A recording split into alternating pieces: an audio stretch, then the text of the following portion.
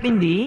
మహానుభావుడైనటువంటి దశరథ మహారాజు గారు చిట్ట చివరి క్షణంలో ఏ వ్యాధి కలిగి వెళ్ళిపోయారమ్మా, ఎందుకమ్మా శరీరం విడిచిపెట్టేశారు?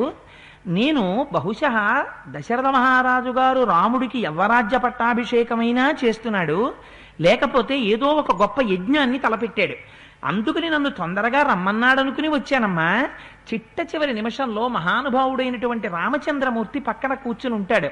పెద్ద కుమారుడు అనిపించుకున్నాడమ్మా నా అన్నగారు, ధర్మాత్ముడమ్మా రాముడు. ఆ రాముడు చిట్ట చివర పక్కన కూర్చునుంటే నా తండ్రి సంతోషంగా రాముడి చేతులు పట్టుకుని, రామా నేను వెళ్ళిపోతున్నాను రా అని చెప్పుంటాడు. ఆర్యులు చెప్తారు కదమ్మా, తండ్రి వెళ్ళిపోతే తమ్ముళ్ళకి అన్నగారు తండ్రి లాంటివాడు. అందుకని నాకు ఇప్పుడు ధర్మాత్ముడైన రాముడి పాదాలు కావాలమ్మా. అన్నగారి పాదముల మీద పడి రాముడి పాదాలు పట్టుకుంటే దశరథ మహారాజు గారి పాదాలు పట్టుకున్నంత సంతోషం కలుగుతుందమ్మా. అమ్మ అసలు దశరథ మహారాజు గారు ఎందుకు మరణించారు? చిట్ట చివర మరణించే ముందు నాన్నగారు పాపం ఏమన్నారో నాకు ఒక్కసారి చెప్పమ్మా అన్నాడు.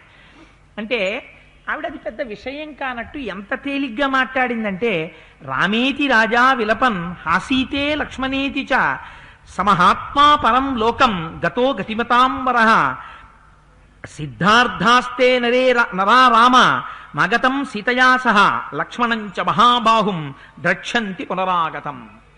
మీ నాన్న వెళ్ళిపోయే ముందు హా రామ, హా లక్ష్మణ, హా సీత అంటూ చనిపోయాడురా. చనిపోతూ ఈ రామలక్ష్మణులు సీతమ్మ తిరిగి రాజ్యానికి వచ్చినప్పుడు చూసినటువంటి వాళ్ళు ధన్యులు.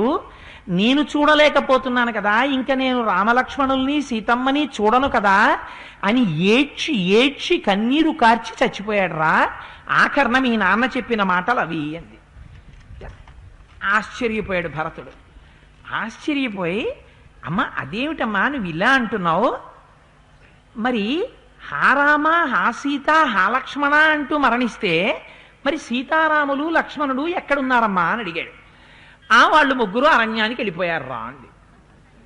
అరణ్యానికి ఎందుకు వెళ్ళారమ్మా? మీ నాన్న పంపించేశాడు రా అంది. మా నాన్న ఎందుకు పంపించారమ్మా అన్నాడు. మా నాన్న రాముడు ధర్మాత్ముడు, అరణ్యానికి పంపించాలంటే కొన్ని కారణాలుంటాయి. బ్రాహ్మణుల యొక్క ద్రవ్యాన్ని రామచంద్రమూర్తి అపహరించాడా? పరస్త్రీని దోషబుద్ధితో చూశాడా? పరకాంతను అనుభవించాడా? యజ్ఞయాగాది క్రతువులను ధ్వంసం చేశాడా? గర్భస్థమైనటువంటి పిండాన్ని నశింపచేశాడా? ఏ పాపం చేశాడమ్మా? రాముడు అటువంటి కావాడు కాడే. ఎందుకు రాముడిని అరణ్యానికి పంపించారు? రాముడితో లక్ష్మణుడు ఎందుకు వెళ్ళాడమ్మా? ఏం జరిగింది నాకు యథాతథంగా చెప్పమ్మా అన్నాడు. అంటే ఆవిడ ఎంత సంతోషపడిపోయిందంటే, కొడుకుని దగ్గరగా జరిగి రా నాన్న నీకు చెప్తాను విషయం అని, నీకోసమేరా నేనంతా చేశాను.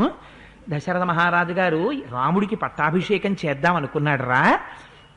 ఆ రాముడు విప్రుల ధనాన్ని అపహరించాడు. నువ్వు చెప్పిన దోషాలు రాముడి యందు ఉంటాయా? పరకాంతను అనుభవించడం ఏమిట్రా? రాముడు పరకాంతని కన్నెత్తి చూడడు, అంతటి ధర్మాత్ముడు. కానీ నీకు నేను రాజ్యం నిష్కంటకం చేద్దామని నేనే 2 వరాలు అడిగాను రా దశరథుణ్ణి. 14 ఏళ్లు రాముణ్ణి దండకారణ్యానికి పంపించమన్నాను, నీకు పట్టాభిషేకం చెయ్యమన్నాను. సత్యపాశములకు బద్ధుడైన నీ తండ్రి అంగీకరించాడు. అంగీకరించి నాకు మాట ఇచ్చాడు. మాటిచ్చి రాముడు దండకారణ్యానికి వెళ్ళిపోయాడన్న బెంగ చేత రాముణ్ణి చూడకుండా ఉండలేక 2-3 రోజులలోనే కృంగి కృషించి నశించిపోయాడు రా. ఇప్పుడు ఈ రాజ్యం నిష్కంటకం, నిన్ను ఎదిరించగలిగిన వాళ్ళు ఎవ్వరూ లేరు. నాన్న శరీరం ఇంట్లో ఉండిపోయింది, దాన్ని తొందరగా తీసుకెళ్లి ప్రేతకార్యం పూర్తి చేసేసి ఆ రాజు ఉత్తమగతులు పొందేటట్టు చేసేసి, ఎలా పట్టాభిషేకం చెయ్యాలో తెలుసున్న వశిష్ఠాదులు అంతఃపురంలో ఉన్నారు. చక్కగా వశిష్ఠుడితో మాట్లాడి, నువ్వు పట్టాభిషిక్తుడివి కారా, నాకు చూడాలనుంది అంది. భరతుడు ఈ మాటలు విన్నట్ట. విని తల్లి వంక విచిత్రంగా చూశాడు. చూసి ఆయన అంటాడు, కిన్ను కార్యం హతస్యేవ మమ రాజ్యేన శోచతః విహీనస్యాధపిత్రా చ భ్రాత్రా పితృసమేన చ త్వాం ప్రాప్య హి పితామేధ్య సత్యసంధో మహాయశాః తీవ్ర దుఃఖాభిసంతప్తో వృత్తో దశరథో నృపః కౌసల్యా చ సుమిత్రా చ పుత్రశోకాభిపీడితే దుష్కరం యది జీవేతాం ప్రాప్యత్వాం జననీం మమ అంటూ అమ్మా నమే వికాంక్షాజాయేత త్యక్తుం త్వాం పాపనిశ్చయాం ఇది రామస్య నాపేక్ష తయిస్యాన్యవృతత్ సదా అని ఇటువంటి దాన్ని ఎప్పుడూ నేను చూడలేదమ్మా. అస్మిన్ కులేహి పూర్వేషాం జ్యేష్ఠో రాజ్యేభిషిచ్యతే అపరే భ్రాతరస్వస్మిన్ ప్రవర్తంతే సమాహితాః నతు కామం కరిష్యామి తవాహం పాపనిశ్చయే త్వయా వ్యసనమారబ్ధం జీవితాంతకరం మమ నివర్తయిత్వా రామంచ తస్యాహం దీప్తతేజసః దాసభూతో భవిష్యామి సుస్థితేనాంతరాత్మన మాతృరూపే మమామిత్రే నృశంసే రాజ్యకాముకే అభిభాష్యోస్మి దుర్వృత్తే పతిఘాతిని. ఎంత దారుణంగా మాట్లాడాడో చూడండి. కౌసల్యాం ధర్మ సంయుక్తాం వియుక్తాం పాపనిశ్చయే కృత్వాకం ప్రాప్యసే హ్యద్య లోకం నిరయగామిని మమ కాయాత్రౌ సూతేహి దుఃఖితౌ భారపీడితౌ యౌ దృష్టో పరితప్యేహం నాస్తి పుత్ర సమప్రియః ఏకపుత్రాచ సాధ్వీ చ వియచ్ఛేయం తయా కృత తస్మాత్తం సతతం దుఃఖం ప్రేత్యచేహం చలప్ససే. అమ్మా నువ్వు ఎన్ని మాటలు చెప్పు, సాత్వమగ్ని ప్రవిశవా స్వయం వా దండకాన్విష రజ్ఞుం బద్ధావనా కంటే బహిత్న్యంత పరాయణం. నువ్వు ఇటువంటి దారుణమైన పని చేస్తావో అని నేను ఎన్నడూ ఊహించలేదు. నేను ఎప్పుడైనా నీతో మాట్లాడేటప్పుడు ఏ ఒక్కనాడైనా నాకు రాజ్యం పట్ల కోరిక ఉందని కానీ, రాముడు నాకు కంటకంగా మారుతాడని కానీ, అయోధ్యలో దశరథ మహారాజు గారు పరిపాలించినటువంటి రాజ్యాన్ని నాకు పరిపాలించాలన్న కోరికుందని కానీ నీతో చెప్పానా? నిన్నెవరు అడగమన్నారు రాజ్యాన్ని? నీకు మించినటువంటి భారాన్ని నెత్తి మీద వేసుకున్నావు. ఇక్ష్వాకు వంశంలో కాలరాత్రి ప్రవేశించినట్టు ప్రవేశించావు.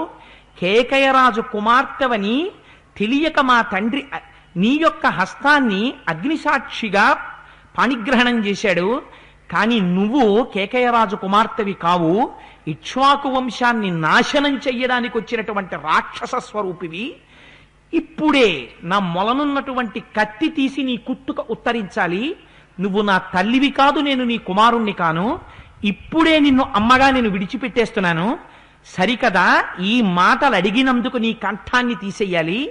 కానీ నిన్ను చంపేస్తే తల్లిని చంపినవాడు భరతుడని రాముడు నాతో మాట్లాడ్డాడు. రాముడు మాట్లాడడన్న బెంగ చేత నిన్ను వదిలేస్తున్నాను. అన్నిటినీ మించి రాముడు ఎటువంటి ఔదార్యమూర్తి. కౌసల్యను ఎలా చూశాడో నిన్ను అలా చూశాడు. ఇతర దశరథ భార్యలందరినీ ఎలా చూశాడు. ఒక్కనాడు కౌసల్యకి నీకు తేడా చూశాడా? ఎన్నడూ చూడలేదే. రాజ్యం ఈ ఇక్ష్వాకు వంశంలో ఎప్పుడూ పెద్దవాడు మాత్రమే అనుభవించాలి. నేను చిన్నవాణ్ణి, నేను రాజ్యం అంగీకరిస్తాను అని నువ్వు ఎలా అనుకున్నావు?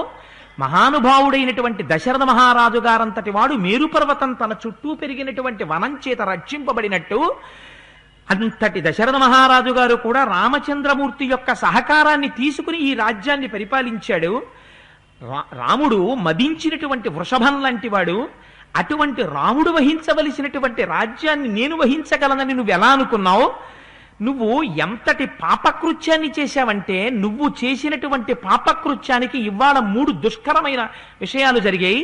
ఒకటి, నా తండ్రి దశరథ మహారాజు గారు శరీరాన్ని విడిచిపెట్టాడు. ధర్మమూర్తి అయినటువంటి రాముడు 14 సంవత్సరముల అరణ్యవాసానికి వెళ్ళిపోయాడు. ఏ పాపం ఎరుగినటువంటి నా మీద భరతుడికి రాజ్యకాంక్ష ఉంది అన్న అపవాదు పడింది. నేను ఎంతమందికి చెప్పుకుంటే నా మీద పడిన అపవాదు పోతుంది? నువ్వు ఘాతకివి, నువ్వు తల్లివి కాదు, నాకు అపవాదు తెచ్చినటువంటి దౌర్భాగ్యురాలివి, వంశనాశకివి, మహాపాతకివి, పుణ్యచరిత్ర కలిగిన దానివి కాదు, భర్తని చంపినటువంటి దానివి.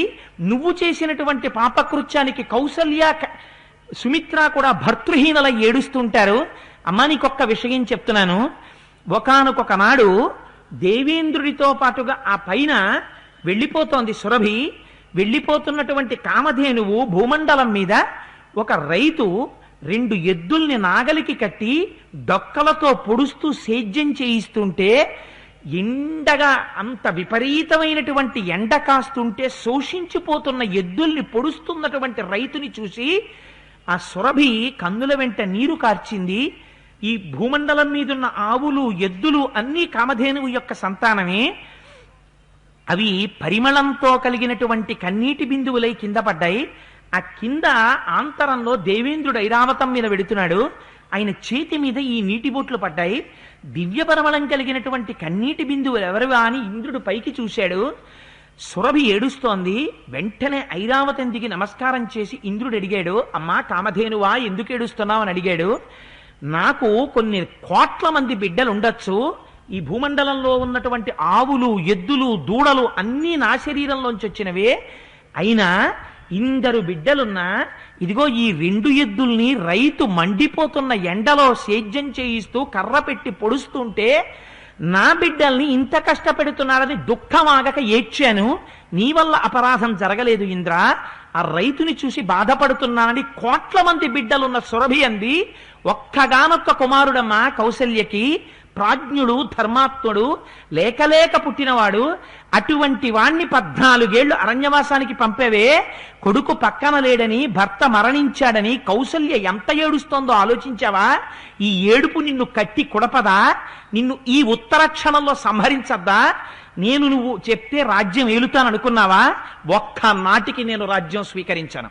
దండకారణ్యంలో ఉన్న రామచంద్రమూర్తి దగ్గరికి చేరి అగ్నిహోత్రం యజ్ఞంలో చేర్చడం కోసమని అగ్నిగృహంలోకి నుంచి తీసుకొచ్చినట్టు అన్నగారి పాదాల్ని నా కన్నీటి ధారల చేత అభిషేకించి తిరిగి తీసుకొచ్చి మూర్ధాభిషిక్తుణ్ణి చేస్తాను. అక్కడే అభిషేకం చేతి తీసుకొస్తాను. నువ్వు ఆకాశానికి ఎగురు, కింద పడు, ఊరేసుకో, అగ్నిలో దూకు, మరణించు, నాకు అనవసరం. నాకున్న ఒక్క కోరికొక్కటే, నువ్వు మాత్రం ఇక బ్రతికుండకు. నువ్వు బ్రతికుండడం అనవసరం. నీ వంటి తల్లిని తల్లి అని నేను పిలవలేను. నీ వంటి తల్లికి పుట్టినందుకు ఏడుస్తున్నాను. నిన్ను చంపాలని కోరికుంది, చంపితే రాముడు నాతో మాట్లాడ్డు, మాతృహంతకుడవని. అందుకని నిన్ను వదిలిపెడుతున్నాను కైక. నిన్ను అమ్మా అని కూడా పిలవను. దుష్టచారిణి అయిన కైక, ఇప్పటికైనా నీకు నువ్వు చేసిన పాపమునకు ప్రాయశ్చిత్తం చేసుకోవాలంటే వెంటనే అంతఃపురంలోకి వెళ్ళి ఉరిపోసుకుని నీ శరీరాన్ని విడిచిపెట్టు. అదొక్కటే నీకు ప్రాయశ్చిత్తం. అది తప్ప నీకు వేరొక ప్రాయశ్చిత్తం లేదన్నాడు. ఈ మాటలు వింది ఇన్ని ఆశలు పెంచుకున్నటువంటి కైకేయి శిరస్సు మీద పిడుగు పడ్డట్టయింది. తెల్లబోయి కుమారుడి వంక చూస్తోంది. భరతుడు వేసినటువంటి కేకలకి మంత్రులందరూ చుట్టూ చేరారు. ఆ నేల మీద పడి ఏడుస్తున్నవాడు లేచాడు. మళ్ళీ కైక అని పేరు పెట్టి నిందిస్తున్నాడు.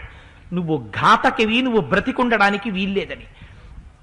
భరతుడి కేకలు లోపల ఉన్నటువంటి మందిరంలో ఉన్నటువంటి కౌసల్య వింది.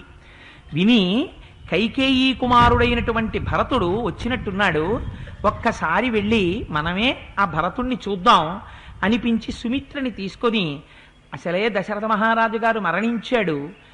వృద్ధురాలై అప్పటి వరకు అనేక వ్రతములు చేసి ఉండడం చేత శోషించిపోయినటువంటి శరీరంతో నీరసంగా ఉండి కదిలిపోయినటువంటి అవయవాలతో ఉన్నటువంటి కౌసల్య తొట్టుపడుతూ నడుస్తూ వస్తోంది.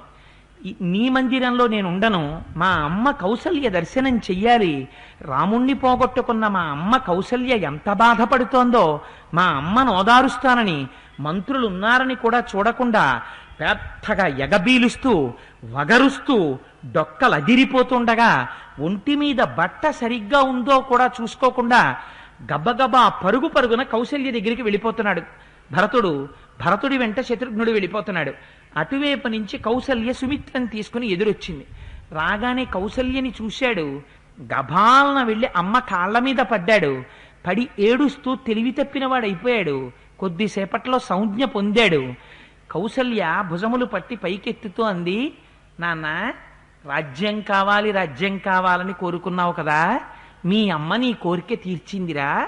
నువ్వు లేనప్పుడు 2 వరాలు అడిగింది, నీకు రాజ్యం వచ్చింది. నా కొడుకు అడవిలు పట్టి వెళ్ళిపోయాడరా. నీకే కంటకం లేదు. హాయిగా ఈ రాజ్యాన్ని ఎలుకో. ఏనుగులతో గుర్రాలతో సస్యశ్యామలమైనటువంటి ఈ రాజ్యం అంతా నీ తండ్రి నీకు ఇచ్చేశాడు. నాకొక్క ఉపకారం చెయ్యి. నాకు భర్త మరణించాడు. ఈ అయోధ్యలో ఉండడానికి ఇంకా నా అన్నవారు నాకెవ్వరూ లేరు. అందుకని నా అగ్నిహోత్రములను తీసుకుని వచ్చేస్తాను. నన్ను అరణ్యంలో ఉన్నటువంటి నా కుమారుడి దగ్గరికి దిగపెట్టి ఆ ఒక్క ఉపకారం నాకు చేసిపెట్టు చాలు. నాకు ఇంకిక్కడ ఉండాలని లేదురా. నువ్వు సంతోషంగా ఈ రాజ్యం అంతా ఏలుకో అంది. నిజంగా భరతుడంటే రాజ్యభారం వహించాడనుకుంటాం కానీ ఎన్ని అవమానాలు పొందాడో, తనకి లేనటువంటి కోరికకి ఎన్ని అపనిందలు భరించాడో మహానుభావుడు.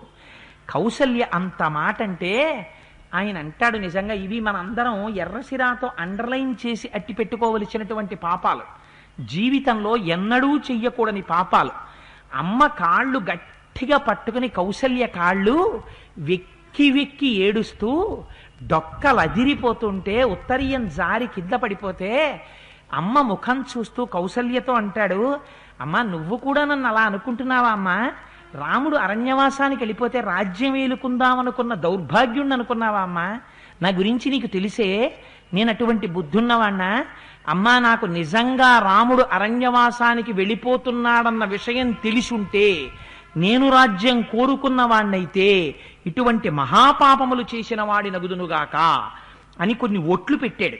ఎటువంటి ఒట్లో చూడండి, కృతా శాస్త్రానుగా బుద్ధి మాభూతస్య కదాచన సత్య సంధస్సతాం శ్రేష్టో యస్యార్యోనుమతేగతః ప్రేష్యం పాపీయసాం యాతు సూర్యంచ ప్రతిమేహతు హంతు పాదేనగాం సుప్తాం యస్యార్యోనుమతేగతః కారయిత్వా మహత్కర్మ భర్తా భృత్యమనర్థకం అధర్మో యోస్య సోస్యాస్తు యస్యార్యోనుమతేగతః పరిపాలయమానస్య రాజ్ఞో భూతాని పుత్రవత్ తతస్థం దృహ్యతాం పాపం యస్యార్యోనుమతేగతః పాయసం కృసరం ఛాగం వృధాసోష్ణాతు నిర్భృణః గురూంశ్చ వ్యవజానాతు యస్యార్యానుమతోగతః విశ్వసాత్ కదితం కించి పరివారం మిధక్వచిత్ వివృణోతు సదుష్టాత్మ యస్యార్యోనుమతేగతః పుత్రాదారైశ్చ భృత్యైశ్చ స్వగృహే పరివారతః స ఏకో మృష్టమాశ్నాతు యస్యార్యోనుమతేగతః లాక్షయా మధుమాంసేన లోహేన చ విషేణ చ సదైవ బిభ్రుయాదృశ్యాత్ యస్యార్యోనుమతేగతః పానీయ దోషకే పాపం తథైవ విషదాయకే ఎత్తదేక సలభతాం యస్యార్యోనుమతేగతః. ఎన్ని పాపాల మీద ఒట్టు పెట్టుకున్నాడో. అమ్మా నాకు తెలిసి నిజంగా రాముడు అరణ్యవాసానికి వెళ్ళిపోతున్నాడన్న విషయం తెలిసి మా రాజ్యమేలుకోవాలన్న కోరిక నాకు కాని ఉండి ఉంటే నేను ఈ పాపములు చేసిన వాడనగుదునుగాక. ఏ పాపములు?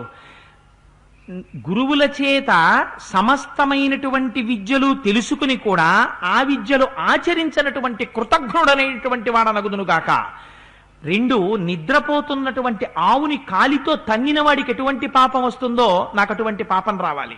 నిద్రపోతున్న ఎద్దుని కాలుతో తన్నిన వాడికి ఎటువంటి పాపం వస్తుందో ఆ పాపం నాకు వస్తుంది. సేవకులతోటి చాలా కష్టమైన పని చేయించుకుని ఆ పనికి తగిన వేతనం ఇవ్వని వాడికి ఎటువంటి పాపం వస్తుందో నాకు అటువంటి పాపం వస్తుంది. ఇంట్లో సౌందర్యవతి అయి తనను అనువర్తించేటటువంటి భార్య ఉండగా ఆ భార్యతో క్రీడించకుండా పరభార్యల యందు దృష్టి కలిగినటువంటి వాడికి ఎటువంటి పాపం వస్తుందో నాకు అటువంటి పాపం వస్తుంది. ఋతుస్నానం చేసినటువంటి భార్య ఇంట ఉండగా అటువంటి భార్యతో సంగమించినటువంటి వాడికి ఎటువంటి పాపం వస్తుందో నాకు అటువంటి పాపం వస్తుంది. ఇంట్లో సేవకులు, తల్లిదండ్రులు, భార్య, పుత్రులు, పుత్రికలు ఇంతమంది ఉండగా తానొక్కడే మధుర పదార్థాన్ని తిని మిగిలిన వాళ్ళకి పెట్టకుండా తిన్నవాడికి ఎటువంటి పాపం వస్తుందో నాకు అటువంటి పాపం వస్తుంది. అందరూ తాగేటటువంటి నీళ్లలో విషం కలిపిన వాడికి ఎటువంటి పాపం వస్తుందో నాకు అటువంటి పాపం వస్తుంది. అమ్మ, విషం అమ్ముకున్న వాడికి, లోహం అమ్ముకున్న వాడికి ఎటువంటి పాపం వస్తుందో నాకు అటువంటి పాపం వస్తుంది. అన్నిటినీ మించి యుక్త వయస్సు వచ్చిన తరువాత కూడా వివాహం చేసుకుని వంశాన్ని నిలబెట్టవలసినటువంటి వాడు వివాహం చేసుకోకపోతే వాడికి ఎటువంటి పాపం వస్తుందో నాకు అటువంటి పాపం వస్తుంది. ఋషుల యొక్క రుణాన్ని, పితృదేవతల యొక్క రుణాన్ని, దేవతల యొక్క రుణాన్ని తీర్చుకోవడం కోసమని వివాహం చేసుకుని సంతానం కననటువంటి వాడికి ఎటువంటి పాపం వస్తుందో నాకు అటువంటి పాపం వస్తుంది. అన్నిటినీ మించి రాజు 6వ వంతు పన్నుగా ప్రజల దగ్గర వసూలు చేసి తిరిగి ఆ ప్రజలకి కావలసినటువంటి సదుపాయములు కల్పించినటువంటి రాజుకి ఎటువంటి పాపం వస్తుందో నాకు అటువంటి పాపం వస్తుంది. కొత్తగా ఈనినటువంటి పశువు యొక్క దూడ మళ్ళీ వచ్చి పాలు త్రాగటానికి పశువు యొక్క పొదుగులో పాలని ఉంచకుండా మొత్తం పాలని త్రాగి జున్ను వండుకున్నవాడు ఆ జున్ను తింటే ఎంత పాపం వస్తుందో అంత పాపం నాకు వస్తుంది. అందుకని జున్ను తినే ముందు పొదుగులో పాలు ఉంచి పాలు తెచ్చి జున్నుకి ఇచ్చారో లేదో చూసుకోవాలి, లేకపోతే మళ్ళీ ఉపనయనం చేసుకోవాల్సి ఉంటుంది. అందుకని అంత భయంకరమైనటువంటి పాపాన్ని చేసినటువంటి వాడిని అవుతాను. అన్నిటినీ మించి అమ్మా పుత్రా దారైశ్చ భృత్యైశ్చ, వాటితో పాటుగా నేను ఎన్ని పాపములు చేసినటువంటి వాడిని అవుతానంటే సూర్యుడికి ఎదురుగుండా నిలిచి సూర్యుడికి ఎదురుగుండా నిలిచి మలమూత్రములను విసర్జించినటువంటి వాడికి ఎటువంటి పాపం వస్తుందో నాకు అటువంటి పాపం వస్తుంది. ఇళ్ళు తగలబెట్టిన వాడికి ఎటువంటి పాపం వస్తుందో నాకు అటువంటి పాపం వస్తుంది అని భయంకరమైనటువంటి పాపములు అని శాస్త్రములో ఏవి చెప్పబడ్డాయో, అమ్మా నాకు తెలిసి రాముడు అరణ్యవాసానికి వెళ్ళిపోయి ఉంటే రాముడికి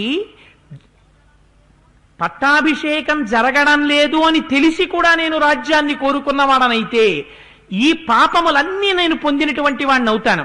అమ్మా నన్ను క్షమించు, నాకు నిజంగా తెలియదు, రాముడు అరణ్యవాసానికి వెళ్ళిపోయాడని కాని మా అమ్మ ఇటువంటి కోరికలు కోరిందని కాని నాకు తెలియలేదమ్మా. నాకు ఇక్కడికి వచ్చిన తర్వాత తెలిసింది, నేను ఇక్కడి నుంచే వెళ్ళి రాముణ్ణి తీసుకొచ్చి పట్టాభిషేకం చేస్తానమ్మా, అమ్మా నన్ను మన్నించమ్మా అని కౌసల్య కాళ్ళ మీద పడి ఏడ్చాడు. ఏడిస్తే మహాతల్లి కౌసల్య ఆ భరతుణ్ణి భుజములు పట్టి పైకి లేవతీసింది. లేవతీసి, నాయనా నీ బుద్ధి నాకు తెలుసు, ఎటువంటి వాడివో తెలుసు, కానీ నేను పుత్రుడు దూరంగా 14 సంవత్సరములు అరణ్యమునకు వెళ్ళిపోయాడనేటటువంటి బాధ చేత ఈ మాటలు మాట్లాడాను అని ఒడిలో కూర్చోపెట్టుకుని ఆ భరతుణ్ణి సేద తీర్చింది. సేద తీర్చిన తరువాత రాత్రల్లా నిద్ర లేకుండా కంటికి భూమికి ఏకధారగా ఏడుస్తూనే ఉన్నాడు. ఆ తల్పం మీద నేల మీద పడి దొల్లుతూనే ఉన్నాడు. ఓ భారంగా ఊపిరి తీరుస్తూనే ఉన్నాడు. శత్రుఘ్నుడికి చెప్పుకుంటూనే ఉన్నాడు. తెల్లవారింది, వశిష్ఠాదులు వచ్చారు. వచ్చి, నాయనా నీ తండ్రి యొక్క శరీరం తైలద్రోణిలో ఉండిపోయింది, దాన్ని పైకి తీసి అంచేష్టి సంస్కారం చెయ్యకపోతే ఉత్తమగతులు కలగవు, నువ్వు కుమారుడివి వచ్చావు కనుక అంచేష్టి సంస్కారం అనందు దృష్టి పెట్టమన్నారు. సరే, అంతఃపురంలోంచి తైలద్రోణిలో ఉన్నటువంటి దశరథుడి యొక్క శరీరాన్ని పైకెత్తారు. ఎత్తి ఒక స్వర్ణ పర్యంకం మీద పడుకోబెట్టారు. అందరూ వచ్చి చూశారు. నిద్రపోతున్న వాడిలా ఉన్నాడు దశరథ మహారాజు గారు. కానీ అటువంటి స్థితిలో ఉన్న దశరథుణ్ణి చూసి గగ్గోలు పెట్టి గుండెలు బాదుకుని అయోధ్య అంతా ఏడ్చింది. అక్కడి నుంచి తీసి పరిచారికలు ఆయన్ని శిబికలోకి ప్రవేశపెట్టారు. రథాల్ని పూంచుకుని కౌసల్య, సుమిత్ర, కైకేయి, ఆనాడు ఇక్ష్వాకు వంశంలో ఆచారం ఉండేది, చితి దగ్గరికి పత్నులు కూడా వెళ్ళేవారు. అందుకని ఆయన శరీరం అంతటా కూడా ఉత్తమమైనటువంటి తైలాల్ని సుగంధ ద్రవ్యాల్ని పట్టించారు. చందన కాష్టములను సిద్ధం చేశారు. నెయ్యి పోశారు. ఆ శిబికతో శరీరాన్ని తీసుకెళ్లి చితి మీద ఉంచారు. భరత శత్రుఘ్నులు అగ్నిహోత్రాన్ని ఉంచారు. ఆయన నిత్యాగ్నిహోత్రి. అందుకని నిత్యాగ్నిహోత్రీకుడు కనుక దశరథ మహారాజు గారి యొక్క అగ్నిగృహంలో ఉన్నటువంటి అగ్నిహోత్రాన్ని బయటికి తీసుకొచ్చారు. దాంతోటే ఆ చితిమంటల్ని వెలిగించారు. వెలిగించిన తరువాత ప్రదక్షిణం చేశారు. అందరూ సరయూ నదికి వెళ్లి స్నానం చేశారు. ఒక 2-3 రోజులు అయిపోయిన తర్వాత అస్థి సంచయనం కోసమని భరతుడు శత్రుఘ్నుడితో కలిసి వెళ్ళాడు. తండ్రి గారి అస్థికలన్నిటినీ చితిలోంచి తీసి ఒక చోట పోగు చేశాడు. వాటిని చూసి అపారంగా ఏడ్చాడు. వశిష్ఠ మహర్షి ఒక ధర్మం చెప్పారు, అంచేష్టి సంస్కారం చేసేటటువంటి వాడు పవిత్రమైన మనస్సుతో చెయ్యాలి తప్ప అలా రోధించకూడదు. ఏడ్చినట్టయితే ఆయనకి ఉత్తమగతులు కలగవు. అందుచేత భరత మనసు నిగ్రహించుకుని అంచేష్టి సంస్కారాన్ని ధర్మబద్ధంగా నిర్వహించు అని చెప్పారు. ఎన్నో లక్షల గోవుల్ని దానం చేశాడు, బంగారం దానం చేశాడు. అందరికీ కావలసిన విధంగా షడ్రశోపేతమైనటువంటి భోజనాలు పెట్టారు. 13వ రోజున అశౌచం తీరిపోయింది. తీరిపోయిన తరువాత మంత్రులందరూ కలిసి ఒక రోజున భరతుడి దగ్గరికి వెళ్ళారు. వెళ్ళి భరతుడితో ఒక మాట చెప్పారు, మహానుభావ, ఈ రాజ్యాన్నంతటినీ నీ తండ్రి అయినటువంటి దశరథ మహారాజు గారు ఇక్ష్వాకు వంశంలో జన్మించినటువంటి వాడు కావడం చేత ధర్మబద్ధంగా పరిపాలించాడు. కానీ ఇప్పుడు ఆ దశరథుడు శరీరాన్ని విడిచిపెట్టేశాడు.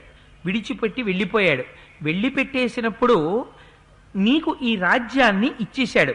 అందుకని రాజ్యం గృహాణ భరత పితృపైతామహం ధ్రువం అభిషేచయ చాత్మానం పాహిచా స్మాన్ నరషభ. అందుచేత నువ్వు రాజ్యాభిషేకం చేసుకుని ఈ రాజ్యాన్నంతటినీ పరిపాలించవలసింది అన్నారు. మీరు ఇక్కడ ఒక విషయాన్ని గమనించాలి. శరీరం యవ్వనంలో ఉన్నప్పుడు తండ్రి గారి శరీరం అంతఃపురంలోంచి వెళ్ళిపోయిన తరువాత ఒక కష్టంలో ఉన్నప్పుడు వచ్చేటటువంటి మాట వేరు. తరువాత రాజ్యమునందు లోభం ఏర్పడి తాను రాజైతే ఇన్ని సుఖాలు పొందవచ్చు అనేటటువంటి కోణం కూడా ఒక పక్క మనస్సులో చేరుతుంది. రాముడు దూరంగా వెళ్ళిపోయాడు, అశౌచం తీరిపోయింది, అందరికీ భోజనాలు పెట్టేశాడు. ఏమో రాజ్యం స్వీకరిస్తాడేమోనని మంత్రులందరూ వచ్చి అడిగారు. కానీ భరతుడి శీలం అంటే ఎలా ఉంటుందో చూడండి, ఎంత ఆశ్చర్యంగా ఉంటుందో. ఒక్కసారి అభిషేచనికం భాండం కృత్వా సర్వం ప్రదక్షిణం భరతస్థం జనం సర్వం ప్రత్యువాచ ధృతవ్రతః. పట్టాభిషేకం కోసమని ఏర్పాటు చెయ్యబడినటువంటి సంభారముల చుట్టూ ఒకసారి ప్రదక్షిణం చేసి వచ్చి కూర్చున్నట్ట. అంటే వాటిని పరమ పవిత్రంగా చూశాడు. తాను అభిషేకం చేసుకోవడానికి కావా ఆ ద్రవ్యాలు అని ఒక మాట అన్నాడు. రామ పూర్వోహినో భ్రాత భవిష్యతి మహీపతి అహం త్వరణ్యే వత్సామి వర్షామి నవపంచచ.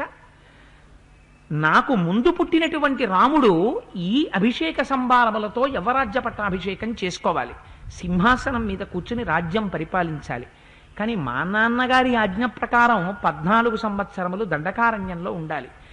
రాముడికి నాకు తేడా ఏం లేదు. రాముడి బదులు నేను 14 సంవత్సరములు అరణ్యవాసం చేస్తాను. రాముడొచ్చి పట్టాభిషేకం చేసుకుంటాడు. ఈ ద్రవ్యాలతో యవ్వరాజ్య పట్టాభిషేకం రాముడికి జరుగుతుంది. మీ అందరూ ఇప్పుడే నేను అనుజ్ఞనిస్తున్నాను, మీరందరూ ఒక పని మీద బయలుదేరండి అన్నాడు. ఏ పని మీద? మీ అందరూ వెళ్ళండి, మంచి శక్తి కలిగినటువంటి వడ్రంగుల్ని శిల్పుల్ని తీసుకురండి, తీసుకొచ్చి రాజ్యం నుంచి దండకారణ్యంలో రాముడు ఎక్కడున్నాడో అక్కడి వరకు దారి చెయ్యండి. నేను ఒక్కడిని వెళ్ళి రాముణ్ణి అడగడం కాదు, నాతో పాటుగా మొత్తం అయోధ్య అంతా కదిలి వెళ్ళిపోవాలి. ఇంతమంది వెళ్ళి అడిగితే రాముడు కాదనలేడు. ఎందుచేతనంటే రాముడు చాలా ప్రీతి అయినటువంటి మనస్సు కలిగినటువంటి వాడు. ఎక్కడెక్కడ అడ్డంగా శిలలు అవి పడిపోయి ఉన్నాయో వాటిని అన్నిటినీ ఛేదించండి. పెద్ద పెద్ద వృక్షములు కనపడితే వాటిని తొలగించండి. నదులు తీవ్రమైన వేగంతో ప్రవహిస్తుంటే వాటి మించి వెళ్ళడం కోసమని వాటి మీద వంతెనలు నిర్మించండి. రథాలు వెళ్ళడానికి ఏర్పాటు చెయ్యండి. పెద్ద పెద్ద చెట్ల కింద విశ్రాంతి గృహాలు ఏర్పాటు చెయ్యండి.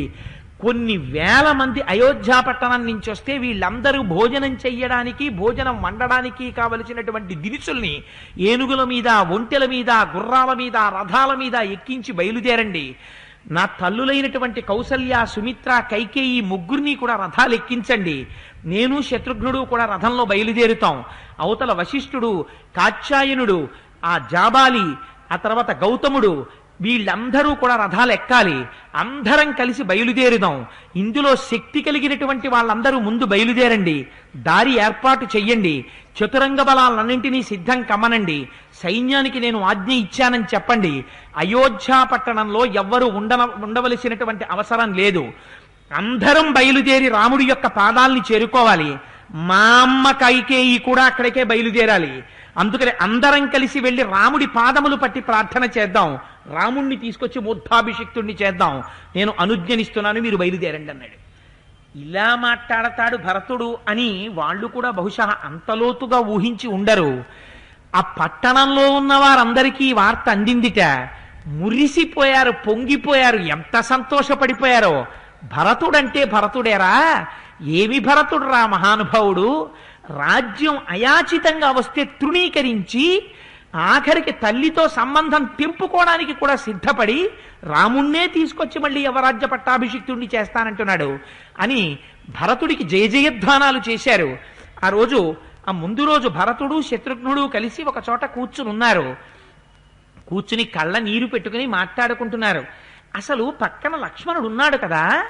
లక్ష్మణుడు రాముడితో పాటుగా అరణ్యవాసానికి వెళ్ళాడు కదా రాముణ్ణి రక్షించడానికి. ఇంత జరుగుతుంటే లక్ష్మణుడు ఎందుకు ఊరుకున్నాడు? మూర్ఖురాలై మా అమ్మ కైకేయి 2 వరాలు అడిగి ఉండవచ్చు. సత్యపాశముల చేత బంధింపబడినటువంటి దశరథ మహారాజు గారు ఆ 2 వరాల్ని కైకేయికి ఇచ్చినటువంటి కారణం చేత తాను వేరొక ఆస్కారము లేక రాముణ్ణి దండకారణ్యానికి పంపించి ఉండొచ్చు. కానీ రామలక్ష్మణులు దశరథ మహారాజు గారిని నిగ్రహించి రాజ్యం ఎందుకు తీసుకోలేదు, మా అమ్మ కైకమ్మకి ఎందుకు బుద్ధి చెప్పలేదు అని వాళ్ళు మాట్లాడుకుంటున్నారు. మాట్లాడుకుంటుండగా అటువైపు నుంచి మందర వస్తోంది. ఆవిడ కుబ్జ, పెద్ద గూని వంగి ఉంది. రాజ్యం కొడుక్కొచ్చేస్తోందన్న సంతోషంలో అనేకమైన బహుమతులు ఇచ్చింది కైకమ్మ. ఆ హారాలన్నీ మెడ నిండా వేసుకుంది. మంచి పట్టుబట్ట కట్టుకుని తూర్పు ద్వారంలోంచి ప్రవేశించి లోపలికెడుతోంది. అక్కడున్న భటులు చూశారు. చూసి గబగబా వెళ్ళావండి పట్టుకుని మహానుభావ భరత శత్రుఘ్న ఇదిగో ఇక్కడుంది మందర. ఈ కుబ్జే అసలు ఇంత పెద్ద అగ్నిహోత్రాన్ని సృష్టించింది. రాముడు లక్ష్మణుడితో కలిసి దండకారణ్యానికి వెళ్ళిపోవడానికి ప్రధానమైన కారణం ఈ మందరే. అందుకని చెప్పి ఈ మందరని మీకు అప్పచెప్తున్నాం అని తీసుకొచ్చి శత్రుఘ్నుడికి చూపించారు. చూపించేటప్పటికి ఈ మాటలు విన్నాడు శత్రుఘ్నుడు. గబ్బగబ్బా వెళ్ళాట దగ్గరికి. వెళ్ళి ఆ కుబ్జ యొక్క శరీరాన్ని పట్టుకున్నాడు. పట్టుకుని కళ్ళు ఎర్రగా అయిపోయాయి. వరలోంచి కత్తి తీశాడు. తీసి ఈడ్చుకొస్తున్నాడు ఆ కుబ్జని భరతుడి దగ్గరికి. ఈడ్చుకొస్తుంటే అది పెద్ద రోదన చేస్తోంది. దాని ఒంటి మీద ఉన్న ఆభరణములన్నీ చల్లాచెదరుగా పడిపోయాయి. ఈడ్చుకుంటూ భరతుడి దగ్గరికి పట్టుకెడుతున్నాడు. ఆవిడ చేసినటువంటి రోదనలు, ఓ కైకా నన్ను రక్షించు, నీ కొడుకు చంపేస్తున్నాడు అని అరుస్తోంది. అరుస్తుంటే ఆ రోజున శత్రుఘ్నుడి యొక్క భీకరమైనటువంటి స్వరూపాన్ని చూశారట. అక్కడ కైకేయి అంతఃపురంలో ఉన్నవాళ్ళు, సుమిత్ర అంతఃపురంలో ఉన్నవాళ్ళు కూడా పారిపోయి ఇప్పుడు మనందరినీ కూడా శత్రుఘ్నుడు చంపేస్తాడు. ఆయన కోపం చూస్తే అలా ఉంది. ఇంత బాధలో ఇంత కోపంలో ఉండగా మన్ని రక్షించగలిగిన వాళ్ళు ఎవరూ లేరు. కౌసల్య వచ్చి ఎదురుగుండా నిలబడితే మాత్రమే భరత శత్రుఘ్నులు ఆగుతారు. అందుకని అందరం రండి కౌసల్య అంతఃపురానికి పారిపోదాం, పారిపోయి కౌసల్యని తీసుకొద్దామని పరిగెడుతున్నారట. పరిగెడుతుంటే అరుపులు విని పైనుంచి కైకేయి దిగింది. అంతఃపురంలోంచి దిగి ఆ మందరని పట్టి శత్రుఘ్నుడు ఈడ్చి కత్తి తీసి ఆ మందరని పొడవబోతున్నాడు. పొందపోడుతుంటే అక్కడికొచ్చి ఈవిడ నిలబడింది. కైక నిలబడితే భరతుడు అన్నాడు, అటు అమ్మ నిలబడింది, ఆ అమ్మని ప్రచోదనం చేసిన మందర నిలబడింది. వీళ్ళిద్దరి ఎదురుగుండా రుద్రస్వరూపంతో భరత శత్రుఘ్నుడు నిలబడుంటే భరతుడు అన్నాడు, హన్యామహమిమాం పాపాం కైకేయీం దుష్టచారిణీం ఇది మాం ధార్మికో రామో నా సూయే మాతృఘాతుకం. అయ్యయ్యో శత్రుఘ్న, ఆ కుబ్జని చంపుతానంటావేమిటి? ఆ కుబ్జ చెప్పిన మాటలు విని ఇంత ఉపద్రవాన్ని తెచ్చింది ఎవరో తెలుసా? అదిగో కైకేయి. అమ్మండం మానేశాడు. అదిగో కైక. ఆవిడ్ని చంపేద్దామనుంది నాకు మనసులో. ఎందుకు చంపడం లేదో తెలుసా? చంపేస్తే మాతృఘాతకుడని రాముడు మాట్లాడ్డాడు. అందుకని వదిలేశాను దాన్నే వదిలేశాక దీన్ని వదిలేయడం పెద్ద లెక్క. దీన్ని చంపిన స్త్రీని చంపిన వాళ్ళు వీళ్ళిద్దరూ అని, స్త్రీని చంపినటువంటి పాపాత్ములు వీళ్ళ ముఖం నేను చూడనని రేపు మనం అరణ్యానికి వెళ్ళినప్పుడు రాముడు ముఖం పక్కకి తిప్పుకుంటాడు. రాముడి ముఖం పక్కకి తిప్పుకుంటే మనం బ్రతకలేము. రాముడు మాట్లాడకపోతే రాముణ్ణి చూడకుండా మనం ఉండలేము. మనం రామదర్శనానికి ఎడుతున్నాం. ఈ పాపాత్ములు ఇద్దరితో మనకేమిటి పని? రాముడికి ఏది ప్రీతో అది మనం చేద్దాం, దాన్ని వదిలి అవతల బారాయి అన్నాడు. అంటే ఆ పట్టుకున్నటువంటి కుబ్జని విసిరి అవతల బారేశాడు శత్రుఘ్నుడు. విసిరేస్తే ఆవిడ భయపడిపోతూ భరత శత్రుఘ్నుల వంక చూస్తూ వెళ్ళి కైకేయి పాదాల మీద పడింది. నేను రక్షిస్తాను అని కైకేయి అనగలదా? బ్రతికి మరణించినట్ట. భర్తకి దూరమై భర్త పట్ల చాలా తీవ్రమైన స్వభావంతో ప్రవర్తించి బ్రహ్మర్షి అయినటువంటి వశిష్ఠుడి మాట కూడా వినకపోవడం వల్ల ఎంత ఉపద్రవాన్ని ఇవాళ కొని తెచ్చుకుందో చూడండి. ఇక్కడే మీరు ఒక్క విషయాన్ని ఆలోచించాలి. కైక ధర్మం తప్పిందా అంటే బాహ్యంలో వరాలు అడగడం తప్పు కాదు. కానీ కైక చేసినటువంటి ఘాతుక కృత్యం ఎక్కడ చేసిందంటే, తాను వరాలడుగుతున్నాననేటటువంటి విషయాన్ని తెలియకుండా ఉండడం కోసం కోపగృహంలో ప్రవేశించి కామపీడితుడైనటువంటి వృద్ధుడైనటువంటి రాజు వచ్చి పక్కన కూర్చుంటే ఆ రాజుని వంచించి దేవతలందరినీ సాక్షిగా పెట్టి పెద్ద కుమారుడు ఇక్ష్వాకు వంశంలో మూర్ధాభిషిక్తుడవుతాడని తెలిసినా తన కుమారుడికి యవ్వరాజ్య పట్టాభిషేకం చెయ్యాలని, తన కుమారుడికి అటువంటి ఆలోచన ఉందో లేదో తెలుసుకోకుండా వరం అడిగింది. వరం అడగడం వరకు అడిగింది, కానీ ధర్మాత్ముడైనటువంటి భర్త దానివల్ల వచ్చేటటువంటి ఉపద్రవాలు చాలా తీవ్రంగా ఉంటాయని చెప్పి దానివల్ల తాను మరణిస్తాను అని 1కి 100 మార్లు చెప్పాడు. చెప్తే ఎటువంటి భార్య అయినా 3 లోకములలో ఉన్న ఐశ్వర్యాన్ని తీసుకొచ్చి ఒక తక్కెట్లో పెట్టి పసుపు కుంకాల్ని తెచ్చి ఒక తక్కెట్లో పెడితే త్రైలోక్య సామ్రాజ్యాల్ని వదిలిపెట్టడానికి సిద్ధపడుతుంది తప్ప తన పసుపు కుంకాల్ని వదిలిపెట్టుకోవడానికి ఏ స్త్రీ ఇష్టపడదు.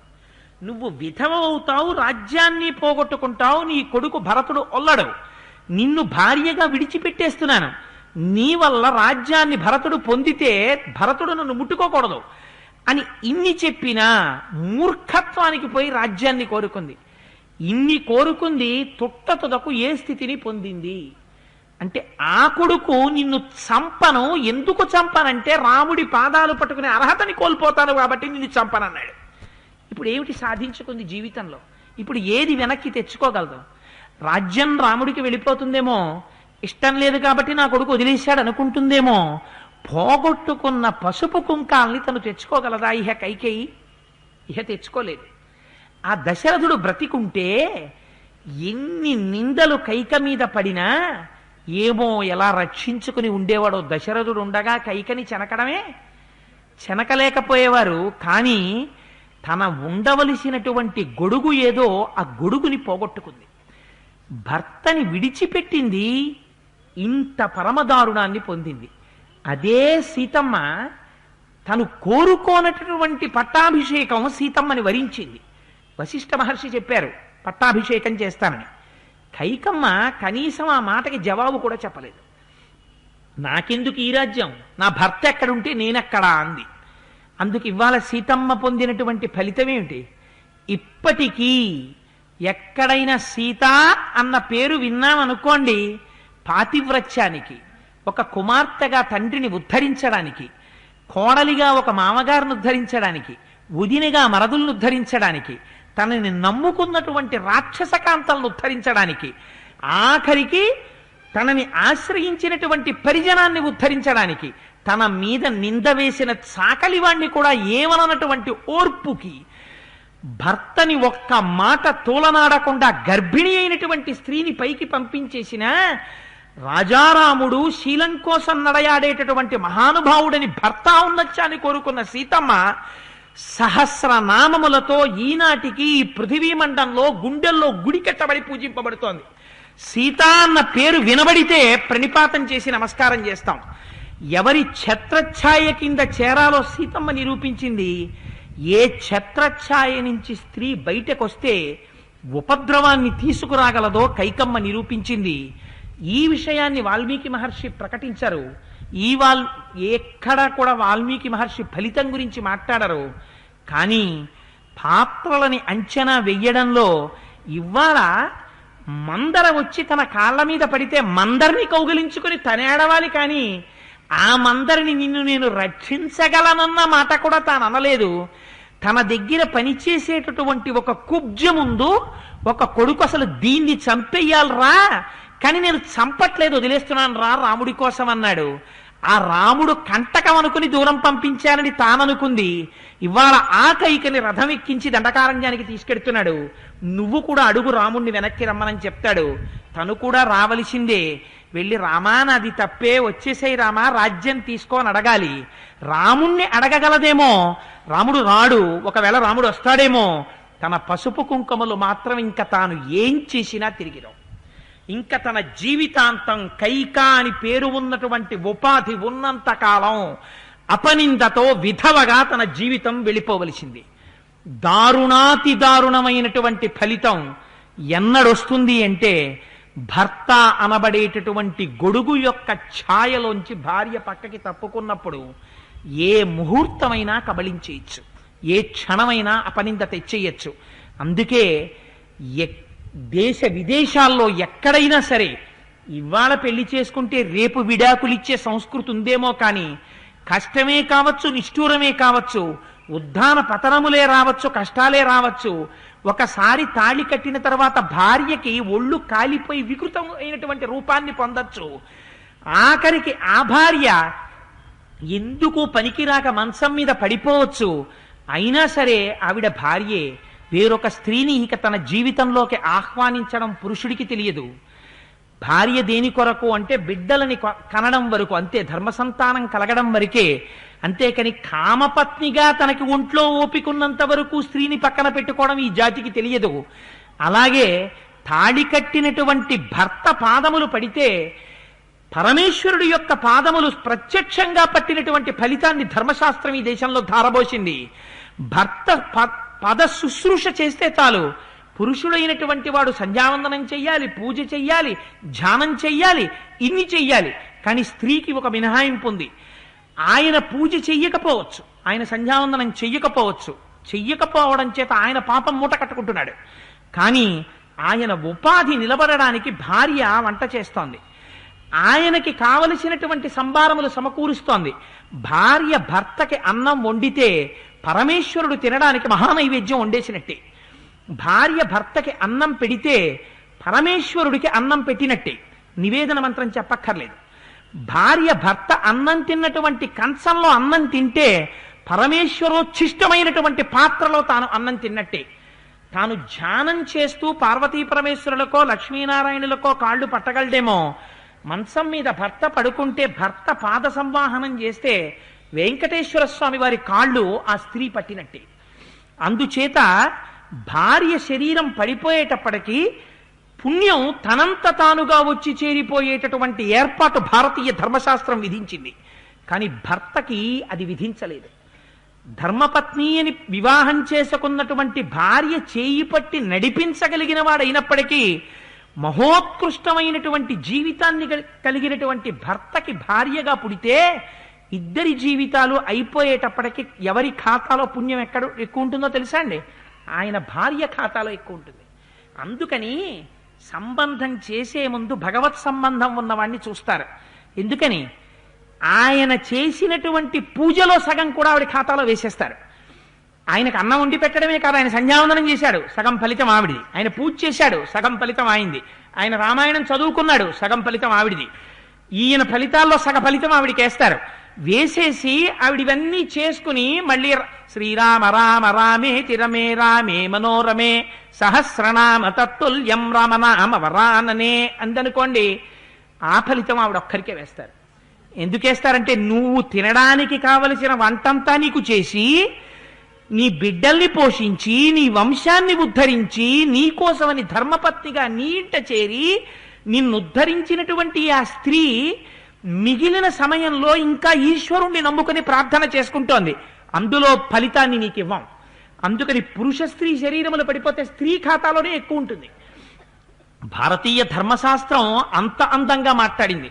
అందుచేత భర్తని విడిచిపెట్టడము అంటే ఇంట్లో ఉన్నటువంటి పరమేశ్వరుణ్ణి బయటికి తోసేయడమే. తోసేసిన తరువాత నువ్వు ఇంట్లో పూజామందిరంలో భగవంతుడి దగ్గరికి వెళ్ళి తులసి దళాలు వేస్తే ఎవడికి కావాలి, పువ్వులు వేస్తే ఎవడికి కావాలి, తీర్థయాత్ర కడితే ఎవడికి కావాలి, ఇంటికి వచ్చిన వాడికి అన్నదానం చేస్తే ఎవడికి కావాలి. ఇంట్లో ఉన్న ఈశ్వరుణ్ణి వీధిలోకి తోసిన తర్వాత నువ్వు పెట్టిన ఎందుకో పనికిరావు ఇంకా. అందుచేతనే విశ్వనాథ సత్యనారాయణ గారు తల కొట్టుకుని ఏడ్చాడు మహానుభావుడు. సహస్రఫణ్ అని పివి నరసింహారావు ట్రాన్స్లేట్ చేశారు. 1000 పడగల నవలలో ఒక మాట అంటాడు, 999 పడగలు చితికిపోయాయి ఈ దేశంలో, మిగిలిన ఒక్క పడగ ఒక్కటే. చిట్ట చివరి ఊపిరి వరకు ఈ దేశంలో భార్య భర్తని వదలదు, భర్త భార్యని వదలదు. పండు వగ్గైపోయినా సరే, తెల్లటి జుత్తొచ్చేసినా సరే, తాతగారండి అమ్మమ్మ ఏంటి అమ్మమ్మ తాతగారు అలా తినేస్తారు అన్నా సరే ఊరుకోండ్రా, మీకేం తెలుసు తాతగారి సంగతి, మహానుభావుడు ఎలా ఉండేవారో తెలుసా, ఇప్పుడంటే ఇలా అయిపోయారు కానీ అంటుంది. పంచె అందిస్తుంది, కండువా అందిస్తుంది. తాతగారి దగ్గర ఓ టకుటమారతన ఉంటుంది. తాత తాత పెళ్లి చేసుకుంటా ఏంటంటే నాకు పిల్లనిచ్చేవాడు ఎవడరా అంటాడు. అంటే ఇచ్చేవాడు ఎవరైనా ఉంటే చేసుకుంటాడేమో, కానీ స్త్రీ నోటి వెంట ఆ మాట ఎప్పుడు రాదు. మీరు గమనించండి, భారతీయ సంప్రదాయంలో అసలు అటువంటి పరిహాసం లేదు. మీకు మళ్ళీ మంచి అబ్బాయిని ఇస్తారట అని ఏ దుర్మార్గుడు ఈ జాతిలో అనడం. ఒకవేళ అలా అన్నవాడి 32 పళ్లల్లోనూ కొన్ని పళ్ళు ఊడిపోయి డెంటల్ డాక్టర్ దగ్గరికి వెళ్ళాలి తప్ప మళ్ళీ వేరొక రకమైనటువంటి పరిహాసం కూడా లేదు. అంటే ఈ జాతి స్త్రీకి ఎంత పెద్ద పీట వేసిందో, ఆడది అనేటటువంటిది ధర్మం అనేటటువంటి వృక్షానికి మూలకందంగా ఎలా చూసిందో, ఆ స్త్రీని ఎంత గౌరవంగా చూడాలో, ఎంత ధర్మబద్ధంగా ఆరాధించాలో ఈ జాతి నేర్పింది. అందులో వైక్లభ్యం వస్తే ఎంత తీవ్రమైన పరిణామాలు వస్తాయో రామాయణంలో అయోధ్యకాండ నిరూపించి చూపించింది. గొడుగు భర్త ఒక్కడే. ఆ భర్త పక్కకి వెళ్ళిపోయాడా, తన కొడుకులు కూడా తనవారు కారు, ఎప్పటికైనా తనకి అండా దండ ఆయన ఒక్కడే. అందుకే మీరు చూడండి, ఒక్క మాట అడుగుతారు, ఇంత కష్టపడిన తరువాత ఏ భర్త కూడా నేను ఆవిడ చేతిలో వెళ్ళిపోవాలి అని అనరు, తను ఉండాలనే అంటాడు. కానీ భార్య ఒక్కతే ఒక మాట అంటుంది. ఇది మీరు మన సంప్రదాయంలో తప్ప, మన గౌరవంలో తప్ప ఈ మాట ఎక్కడా వినరు. అటువంటి జాతిలో పుట్టినందుకు నేను గర్వపడుతున్నాను. మళ్ళీ నేను పుట్టవలసిన జన్మలు కొన్ని కోట్ల ఉన్నా ఈ భారతదేశంలో అటువంటి స్త్రీలు ఉన్నటువంటి ఈ గడ్డ మీదే పుట్టి ఆ స్త్రీలకి నమస్కరించే అదృష్టం కలగాలని కోరుకుంటున్నాను. ఆ స్త్రీ అంటుంది, నా శరీరం పడిపోతే, నేను చచ్చిపోతే ఆయన చేతుల్లో వెళ్ళిపోతే చాలంటుంది తప్ప నేను చచ్చిపోకూడదని ఎన్నడూ కోరుకోదు. ఆయన చేతుల్లో నేను వెళ్ళిపోవాలంటుంది. ఆఖరణ వెళ్ళిపోయే ముందు భర్త తొడ మీద తల పెట్టుకుని వెళ్ళిపోవడం ఎంత గొప్ప కోరికో ఆ భార్యకి. అలా వెళ్ళిపోతే ఎంత ఆరాధిస్తారో ఈ దేశంలో. ఆవిడ ఎలా ఉంటే ఏమండి ఎంత అదృష్టవంతురాలండి, అండి ఎంత అదృష్టం అండి అంటారు. ఏమిటి అదృష్టం, నువ్వేం చూసావు, అదేమన్నా అదృష్టమా? హేతువుకు అందదు. ధర్మశాస్త్రానికి ఉన్న గొప్పతనం, మన దేశంలో దాంపత్యానికి ఉన్న గొప్పతనం అది. ఇవాళ మన దౌర్భాగ్యం ఏమిటంటే, ఏనాడు స్త్రీని విలాస వస్తువుగా చూడడం వచ్చిందో, ఏనాడు స్త్రీని ధర్మమునకు మూలకందంగా చూడడం పోయిందో, ఏనాడు స్త్రీకి ఉన్నటువంటి గొప్పతనాన్ని చూడడంలో దృష్టి మారిందో, ఆనాడు ఈ జాతికి పతనం ప్రారంభమైంది. అందుచేత ఆ విషయాన్ని ఇంత అందంగా ఒక చిన్న సన్నివేశంలో తీసుకొచ్చి చూపించారు. దానితో పాటుగా భక్తిభావాన్ని చూపించారు. భక్తి అంటే నువ్వు ధర్మకాండ, ఆచారకాండ ఇవన్నీ ఎన్ని చదువుతావు, ఎన్ని చదివితే నీకు భక్తి? ఒక్క టెస్ట్, ఒక యాసిడ్ టెస్ట్ ఒకటి నేర్పేశారు. ఏమన్నాడు భరతుడు? శత్రుఘ్నుడు తీసుకొచ్చి దీన్ని కత్తితో పొడి చేస్తానన్నాడు కుబ్జని. కుబ్జని పొడవడం ఎందుకయ్యా, కైకనే పొడి చేద్దును. కానీ ఎందుకు పొడవలేదో తెలుసా? రాముడు నాతో మాట్లాడ్డాడు. నీ ఇంటికి ఈశాన్యంలో భగవానుడు ఉంటాడు. అందుకే ఇప్పటికీ ఈశాన సర్వ విద్యానాం ఈశ్వర సర్వభూతానాం బ్రహ్మాధిపతిర్బ్రహ్మణోధిపతిర్బ్రహ్మ శివో మే అస్తు సదాశివోం. నువ్వు అడిగినా అడగకపోయినా నీ ఇంటి ఈశాన్యంలో ఈశ్వరుడు కొలువై ఉంటాడు. అందుకే ఇంట్లో సోఫా సెట్ ఉంటుంది, దీవాన్ ఉంటుంది, కుర్చీలు ఉంటాయి, సింహాసనాలు ఉండవు. సింహాసనం ఉండేది పూజా మందిరంలో ఉంటుంది. సింహాసనంలో ఎవరున్నాడో వాడు పరిపాలకుడు. పరిపాలకుడైన వాడు 1000 కళ్ళతో చూస్తుంటాడు. నీ ఇంటి పూజా మందిరంలో సింహాసనంలో నీ కులదేవత ఉన్నారు. అది ఏ స్వరూపం, దాని గురించి నువ్వు బాధపడిపోవలసిన అవసరం లేదు. నామరూపాలతో సంబంధం ఏం లేదు. ఎందుకని నువ్వు లక్ష్మీనారాయణులను ఆ పదార్థాన్ని అంటున్నావు, పార్వతీ పరమేశ్వరులను అదే పదార్థాన్ని అంటున్నావు. నువ్వు ఏ రూపంగా కొలుస్తున్నావు దానికి సంబంధించి పెద్ద తర్కం అక్కర్లేదు. కానీ సింహాసనంలో కూర్చున్నవాడెవడో వాడు ప్రభువు, వాడు చూస్తున్నాడు. నువ్వు ఒక్కటి జ్ఞాపకం పెట్టుకో, నువ్వు నీ ఇంట్లో చేస్తున్న సంకల్ప వికల్పాల్ని, నువ్వు నీ ఇంట్లో నీ భార్యతో మాట్లాడుతున్నప్పుడు, నీ బిడ్డలతో మాట్లాడుతున్నప్పుడు, నీ మనస్సులో ఆలోచన వచ్చినప్పుడు, నువ్వు ఒక తప్పు పని చేసినప్పుడు ఈశ్వరుడు లోపలుండి చూస్తున్నాడు. ఈ పని నేను చెయ్యడం లోపల సింహాసనంలో కూర్చున్న నా స్వామికి ఇష్టం ఉంటుందా అని ఒక్కసారి ప్రశ్న వెయ్యడం నేర్చుకో. చాలు, నిన్నెవ్వరూ దిద్దక్కర్లేదు. నీ పక్కన ఏ గురువు కూడా ప్రతినిత్యం అస్తమానం కూర్చోక్కర్లేదు. చేసే ప్రతి పనికి ముందు ఈ మాట ఒక్కసారి అనుకో, నా ఇంట్లో సింహాసనంలో నా స్వామి ఉన్నారు, నేను ఈ పని చేస్తే నా స్వామి అంగీకరిస్తారా? రేపు పూజలోకి వెళ్ళిన తరువాత నువ్వు చేసినట్టు నీకు కలిసి వచ్చినవి, నువ్వు చేసిన పాపాలు సింహాసనం ముందు చెప్పడం ఒక్క 5 నిమిషాలు అలవాటు చేసుకో. పూజామందిరంలో కూర్చుని సర్వేశ్వర నిన్న ఈ పని చేశానయ్యా అని చెప్పడం అలవాటు చేసుకో. ఒకసారి చెప్తావు, 2 సార్లు చెప్తావు, 3 సార్లు చెప్తావు, 4వ మాట ఏ ముఖం పట్టుకొని చెప్తావు? మళ్ళీ వెళ్ళి మళ్ళీ చేశానా తప్పని చెప్పగలవా? చెప్పలేవు. పరమాత్మ నా ముఖం పట్ల చూసి ఎన్ని మాటలు చేస్తావు, ఈ తప్పు ఎన్ని మాటలు వచ్చి చెప్తావు నాకు అని ఇలా ముఖం పక్కకి తిప్పుకుంటే, అమ్మో నా ఇంట్లో ఏ ఉపద్రవం వస్తుందో, వద్దు, నా స్వామి నన్ను ప్రీతిగా చూస్తే నాకు చాలు అన్నది నీకు అలవాటైతే నీ నడువడి తనంత తానుగా సక్రమం అయిపోతుంది. ఇది మనకి నేర్పాడు భరతుడు. నువ్వు కుబ్జని సంహరిస్తే, నేను కైకని సంహరిస్తే రాముడు మన వంక చూడడం. అందుకని వాళ్ళ పాపపుణ్యాలు పరమేశ్వర రాముడికి విడిచిపెట్టు. మనకి కావలసింది రామదర్శనం. అందుకని వదిలిపెట్టే నేను కైకను వదిలేశాను, నువ్వు కుబ్జను వదిలేసాయి అన్నాడు. ఈ మాట విన్నట్ట ఇది సత్సంగం అంటే. ఎందుకండి వెళ్ళాం? సుచీంద్రంలో ధర్మరాజు గారి లాగా, సుచీంద్రం క్షేత్రంలో ధర్మరాజు గారి విగ్రహం ఉంటుంది. అక్కడికి వెడితే మనకు చీపురు పుల్లు ఇచ్చి చెవులో పెట్టండి అంటారు. అయ్యో చెవులో పెట్టడం ఏమిటండి, ఆయనకి ఏమన్నా దురదా అని మీరు ఇలా చెవులో చీపురు పుల్ల పెట్టారనుకోండి, ఇట్నుంచి పెడితే ఇట్నుంచి బయటకు వచ్చేస్తుంది. అంటే ధర్మరాజు గారు మహానుభావుడు చెడేమైనా వినపడితే అలా ఉండేవాట, ఇట్నుంచి విని ఇట్నుంచి వదిలేసేవాడు. కానీ మనం కూడా సుచీంద్రంలో ధర్మరాజు గారిలాగా ఎవరైనా చెప్తే వినడం, కానీ మన ధోరణే మంది. ఇంకెందుకు వినడం? మార్పు రానప్పుడు విని ప్రయోజనం ఏమిటి? శ్రవణము దేని కొరకు, పుస్తక పఠనము దేని కొరకు, పెద్దలతో కలిసి నడవడం దేని కొరకు? నీ అనుష్ఠానంలో, నీ ప్రవర్తనలో ఉండేటటువంటి లోపాలని దిద్దుకోవడం కొరకు. ఆ దిద్దుకోవడం అన్నది ఆగిపోయింది అనుకోండి, ఓవర్ హెడ్ వాటర్ ట్యాంక్లో ఇన్ని నీళ్లు ఉంటే ఏమిటి, ట్యాప్కి ఏదో అడ్డం పడింది, నీళ్లు రావు. ఎందుకు ప్రయోజనం అది? ఎందుక వినడం, ఎందుక చదవడం, ఎందుక ఇతర రకములైనటువంటి విశేషాలు చేయడం? ఏం ప్రయోజనం ఉండదు ఆ పూజ వల్ల. ఎందుకని? నిన్ను నువ్వు దిద్దుకోవడానికి సిద్ధంగా లేవు, మూఢుడివి. ఇంత మూఢత్వాన్ని చూసి ఈశ్వరుడికి కూడా అసహ్యం వేస్తుంది.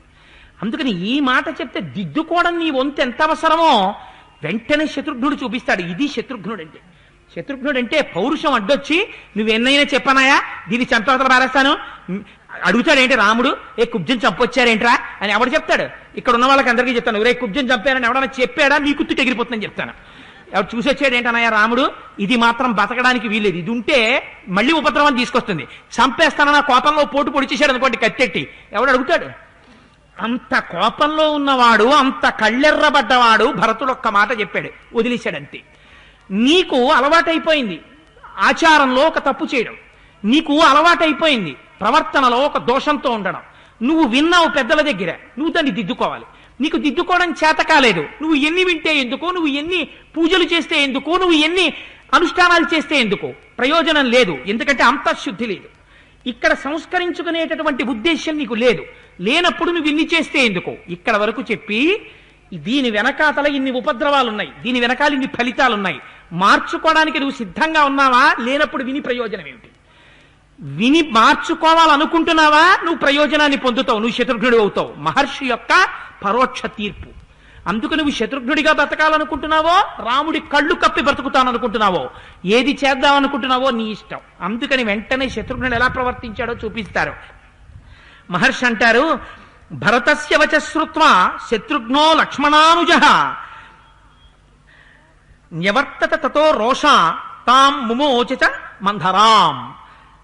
ఎంత గొప్ప మాట వేశారో చూడండి. శత్రుఘ్నుడు అనలేదు, ఏమన్నారు? ఈయనట లక్ష్మణానుజ, శత్రుఘ్నో లక్ష్మణానుజ, లక్ష్మణుడి తమ్ముడైన శత్రుఘ్నుట్ట. అది మనకి తెలియదా? ఎందుకని మాటలు చెప్పడం?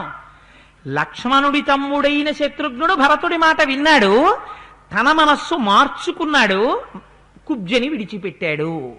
ఏమిటిది? లక్ష్మణుడంటే నిరంతర భగవంతుని యొక్క సేవ చేసేటటువంటి వాడు. ఎప్పుడూ రాముడి పక్కన లక్ష్మణుడు ఉంటాడు. పట్టాభిషేకంలో భరత శత్రుఘ్నులు పక్కన ఉండొచ్చేమో, కానీ మీరు దేవాలయంలో కెడితే మాత్రం రాముడి పక్కన ఎప్పుడూ కనపడేవాడు లక్ష్మణుడు. అసలు లక్ష్మణుడు లేకుండా రాముడు కనపడడు. సీతమ్మ పక్కన ఎలా ఉంటుందో లక్ష్మణుడు కూడా అలా ఉంటాడు.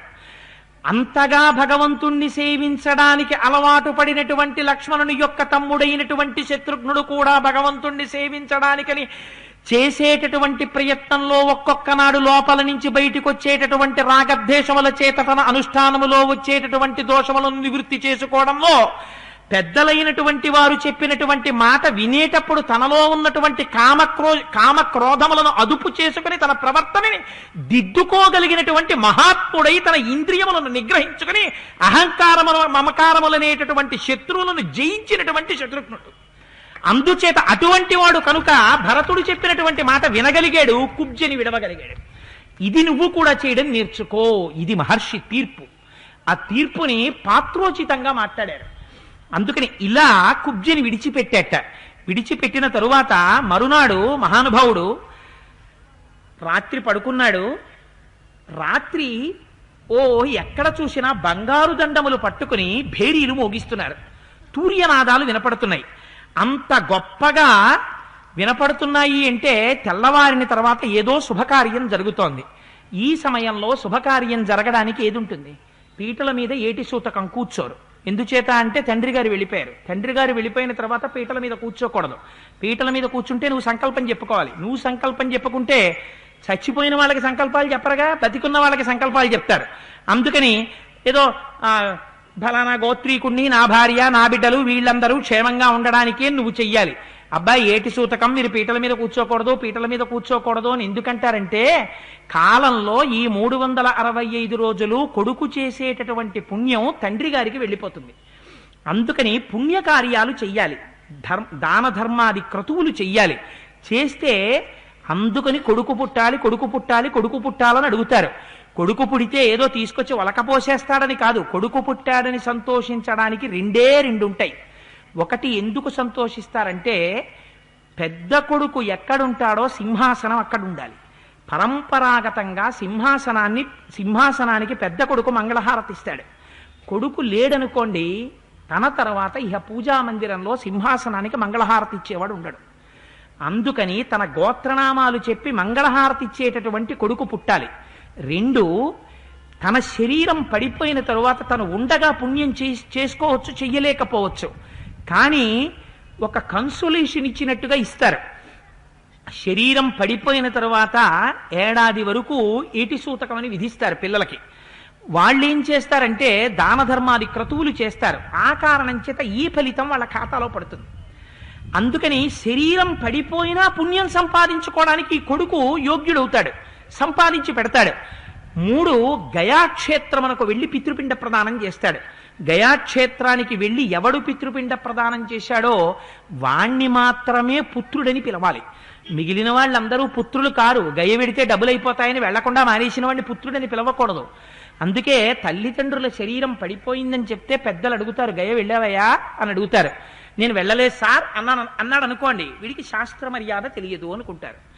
అందుకని గయాక్షేత్రానికి వెళ్ళి పితృపిండ ప్రదానం చెయ్యాలి. అలా చేసిన వాడెవడో వాడు పుత్రుడు.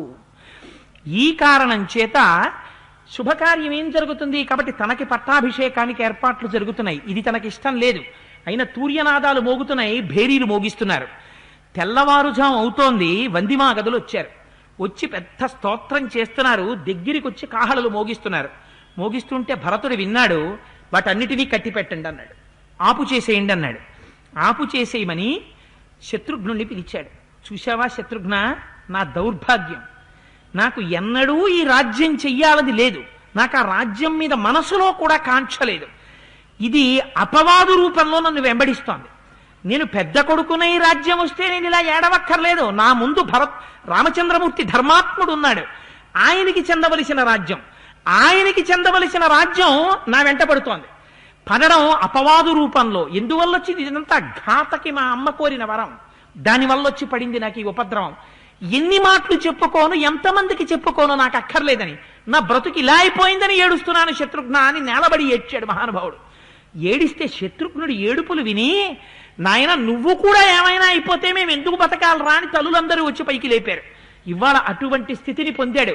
కొడుక్కి రాజ్యం రావడం కాదు, ధర్మం తెలిసిన వంశంలో పుట్టడం అంటే ఇది.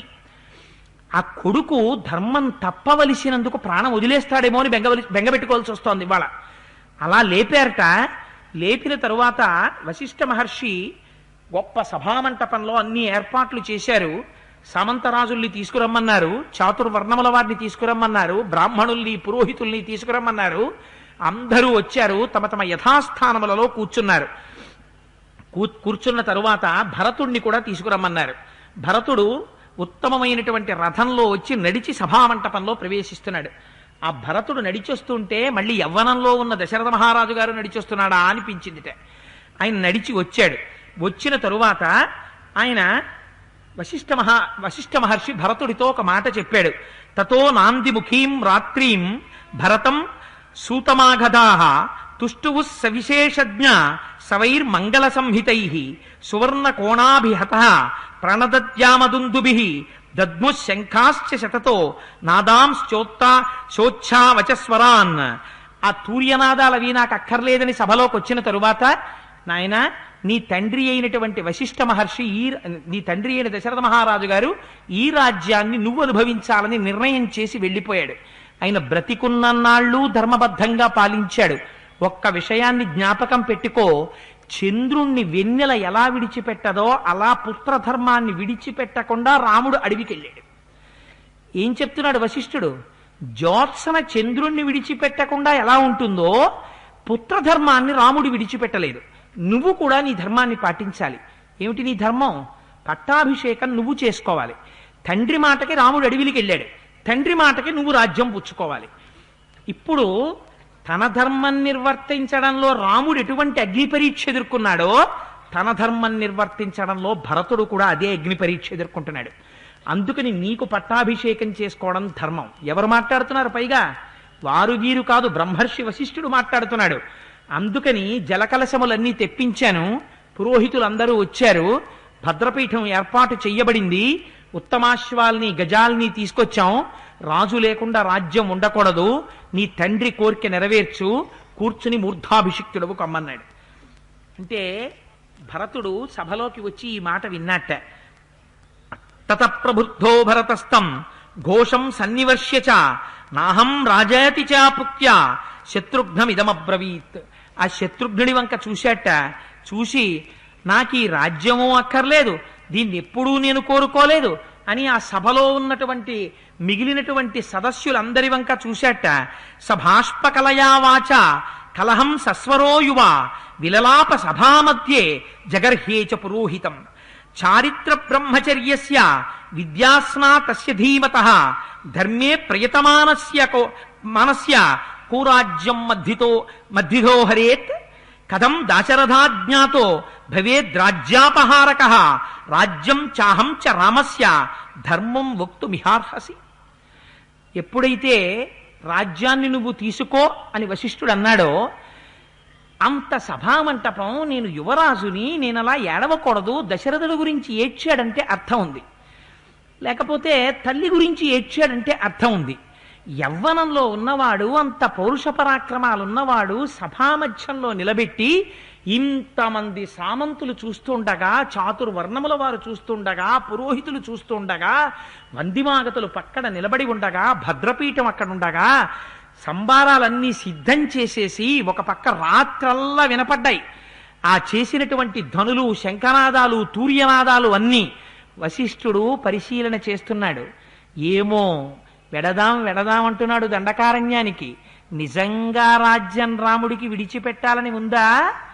అక్కడ వరకు తీసుకురాలేదు కాబట్టి బాగా షుగర్ ఉన్నవాడి దగ్గరికి వెళ్ళి లడ్డూ తింటారా అని అడిగారు అనుకోండి, వద్దురా బాబు నాకు షుగర్, నాకెందుకు లడ్డు అంటాడు. తీరా మీరు నిజంగా తీసుకొచ్చి, మా అమ్మమ్మ గారండి బూందీ లడ్డూలు చేయడంలో సిద్ధహస్తురాలు, నిన్న రాత్రి అమ్మమ్మ చూపు తగ్గిపోయింది నీకెందుకే అంటే వినకుండా పాకం పట్టి చేసిందండి లడ్డూలు, తిరుపతిలో వెంకటేశ్వరుడి ప్రసాదంలా ఉంటాయి, చూశారు ఈ లడ్డూలని చెప్పి పెద్ద డబ్బాలో తెచ్చి మూత తీశారనుకోండి, గుప్పున అందులోంచి ఘుమఘుమల వాసన వచ్చింది అనుకోండి, వచ్చేసిన తర్వాత కూడా నేను షుగర్ ఉన్నవాడిని, నాకెందుకు రా లడ్డు, నాకు వద్దా అన్నాడు అనుకోండి, తన ఆరోగ్యమునందు శ్రద్ధ ఉన్నవాడు. ఇంత ఘుమఘుమలు చూసిన తర్వాత ఒక్క లడ్డీ చాలు, అవన్నీ చూపించుకోబడుగో అన్నాడు అనుకోండి, లొంగిపోయినవాడు. అందుకని వద్దు వద్దు వద్దు వద్దని భద్రపీఠం చూడనంత వరకు అంటున్నాడా? నిజంగా పట్టాభిషేకానికి వచ్చాక కూడా ఈ మాట అంటాడా? ఎంత పరిశీలన చేశారో, ఎంత ఆయన్ని పరిశోధించారో చూడండి. నాకనిపిస్తుంది రాజ్యాన్ని భరించాడు కాబట్టి భరతుడు కాడు, అపనిందని, అపవాదుని, శోధనని భరించాడు కాబట్టి భరతుడేమో అనిపిస్తుంది. అంత బ్రహ్మర్షి వశిష్ఠుడు ఇంత పరీక్ష పెట్టాడు. పెడితే ఆయన ఇంత నిండు సభలో నిలబడి ఇంతమంది చూస్తుండగా భద్రపీఠం వంక చూసి, ఆ ఆసనాల వంక చూసి, వీళ్ళందరి వంక చూసి, చంటి పిల్లవాడు వెక్కి వెక్కి ఏడ్చినట్టు వలవలా ఏడ్చేసట. ఏడ్చేసి అన్నట్ట, నువ్వు ఇది చెయ్యవలసిన పనేనా వశిష్ఠ అని నిలదీశట. నిలదీసి, నేను స్వాధ్యాయం చేశాను, వేదం చదువుకున్నాను, నేను దశరథ మహారాజు గారికి పుట్టానయా, నేను వేరొకడికి పుట్టినవాణ్ణి కాను. నాకు ధర్మం తెలుసు. వేరొకడి రాజ్యాన్ని అపహరించే దొంగగా చూస్తున్నావా నన్ను ఇవాళ? ఈ రాజ్యం తనంత తానుగా రామచంద్రమూర్తిది, వేరొకరిది కాదు. నువ్వెవరివ్వడానికి, నేనెవరు పుచ్చుకోవడానికి? ఇది స్వతహాగా రాముడిది. వేరొకడు తెచ్చి నాకు ఇవ్వడానికి అర్హత లేదు. ఎందుకని? ఇక్ష్వాకు వంశంలో ఒక నియమం ఉంది. ఎవరు పెద్ద కొడుకుగా పుట్టాడో వాడికి చెందిపోతుంది రాజ్యం. ఒక కోటీశ్వరుడికి ఒక కొడుకు పుట్టాడు, రెండవ కొడుకు పుట్టాడు, మూడవ కొడుకు పుట్టాడు. మూడవ వాడికి కూడా ఇద్దామా అండి వాటా అని అడగడానికి నీకు అధికారం లేదు. ఆ కోటీశ్వరుడి ఆస్తి ముగ్గురికి చెందిపోతుంది తనంత తానుగా. ఎందుకు? కొడుకుగా పుట్టాడంతే. అలా ఇక్ష్వాకు వంశంలో దశరథ మహారాజు గారికి పెద్ద కుమారుడిగా రాముడు పుట్టాడు. పుట్టగానే దశరథు తర్వాత ఈ రాజ్యం రాముడిదే. రాముడిదైన రాజ్యాన్ని పట్టాభిషేకం చేసుకుంటావా అని నువ్వు అడిగితే, ఈ రాజ్యాన్ని దొంగతనం చేసుకుంటావా అని నన్ను అడిగినట్టు. నేను దశరథుడికి పుట్టానయ్యా, ఏ నోటితో తీసుకుంటానంటాననుకున్నావు? పైగా ఈ రాజ్యమునకు, నాకు, నీకు, నీకని అనకూడదు బ్రహ్మర్షి, అమ్మలకి, ఇంతమందికి ఆయనొక్కడే రాజు, ఆయనొక్కడే నాయకుడు, ఆయనొక్కడే రక్షకుడు. రక్షింపబడుతున్నవి చాలా ఉండొచ్చు, రక్షించేవాడు మాత్రం ఒక్కడే ఉంటాడు. నా ఇల్లే, నా జేబులో ఉన్నటువంటి డబ్బే తీసి పరుసులో పెడతాను, 100 కాగితం సీక్రెట్ కౌంటర్లో పెడతాను. నా పరుసే అంటే నిజంగా నేను అవన్నీ చేస్తాననుకుని మా ఇంట్లో వచ్చి చూశారు. అలా ఏం ఉండదు మహాప్రభో. వేరొకరు వాడికి వజ్రాలున్నాయి, వైఢూర్యాలున్నాయి, బంగారు కాసులున్నాయి. అంటే నిజంగా మీరు వచ్చి చూస్తారని కాదు, చూస్తే అయ్యో వీడి దగ్గర 100 కాగితం కూడా లేదే, ఇన్ని డాబులు చెప్పాడని మీరు నన్ను చూసి పరిహసిస్తారని అంతే. అందుచేత అంటే ఇప్పుడు ఉంటాయండో, జీతాలు వచ్చాయి కాబట్టి. అందుకని ఒకటి దగ్గర వజ్రాలున్నాయి, వైఢూర్యాలున్నాయి, బంగారు కాసులున్నాయి. ఇన్ని ఉంటే అవన్నీ తీసుకెళ్లి వాడు ఒక పెట్టెలో పెట్టాడు. పెట్టెలో పెట్టి తాళం వేశాడు. తాళం చెవి తన బొడ్డులో పెట్టుకున్నాడు. ఇప్పుడు పెట్టికి రక్షకుడు ఎవరు? ఆయనే. అంతేకాని పెట్టి వజ్రాన్ని నేను రక్షిస్తున్నాను, ఈ వజ్రం నాది అంటుందా? అనదు. వజ్రాన్ని పెట్టి రక్షిస్తే పెట్టి చేత రక్షింపబడుతున్న వజ్రము, వజ్రమును రక్షిస్తున్న పెట్టె రెండూ కూడా ఎవరివో వారివే. అలా ఈ రాజ్యమునందున్న సమస్తము అందులో ఒకడనైన నేను రాముడివే. అంతేకాని మళ్ళీ నేనెవరిని నువ్వు పుచ్చుకుంటావా అని అడుగుతావేంటి? ఒక్కనాటికి నాది కాదు. నాది కాని దాని కోసం అర్రులు చాచేటటువంటి దౌర్భాగ్యుణ్ణి కాను, దొంగని కాను. నేను దశరథ కుమారుణ్ణి, నాకు ప్రాజ్ఞత ఉంది, నాకు వేదం తెలుసు, నాకు ధర్మం తెలుసు. మా వంశానికి ధర్మం ఒక్కటే తెలుసు. ధర్మం తప్పి వేరొకరిది దొంగిలించడం మాకు చేత కాదు. ఇంత సభామంటపంలోకి తీసుకొచ్చి దొంగతనం చేస్తావా అని అడుగుతావా వశిష్ఠానన్నో? నేను దొంగతనం చేసేవాణ్ణి కాదు. ఆయన అడిగింది ఏమిటి, ఈయన చెప్పింది ఏమిటి అంటే ఎంత ఆక్రోశం ఉందో చూడండి, ధర్మం పట్ల ఎంత నిష్ఠ ఉందో చూడండి, రాజ్యం రాముడికే చెందాలని ఎంత తాపత్రయం ఉందో చూడండి. పొంగిపోయాడు లోపల వశిష్ఠుడు. సహభాష్ భరత, ఇది నేను కోరుకున్నది. ఇది తెలియదా వశిష్ఠుడికి? ఎప్పుడో తెలుసు. తెలియకపోతే కైకకి ఎలా చెప్పాడు? వెర్రిదానా, నువ్వు చెప్తున్నావు, నువ్వు ఆకాశానికి ఎగిరినా కింద పడినా 1000 ముక్కలైనా భరతుడి రాజ్యం అంగీకరించాడు. ఎందుకంటే ఇక్ష్వాకు వంశంలో ఉన్న ధర్మం భరతుడికి తెలుసు. ధర్మం తెలిసిన వాడు కనుక పుచ్చుకోడని చెప్పాడు. కానీ మరి ఎందుకు బ్రహ్మర్షి ఈ శోధన? భరతుడెవరో, భరతుడు ఎటువంటి వాడో అందరూ నమ్మాలి. భరతుడి యొక్క శీలం ఏమిటో అందరికీ తెలియాలి. లేని అపనింద మోసినవాడు భరతుడు తప్ప భరతుడు సహజంగా కోరుకున్నవాడు కాడు.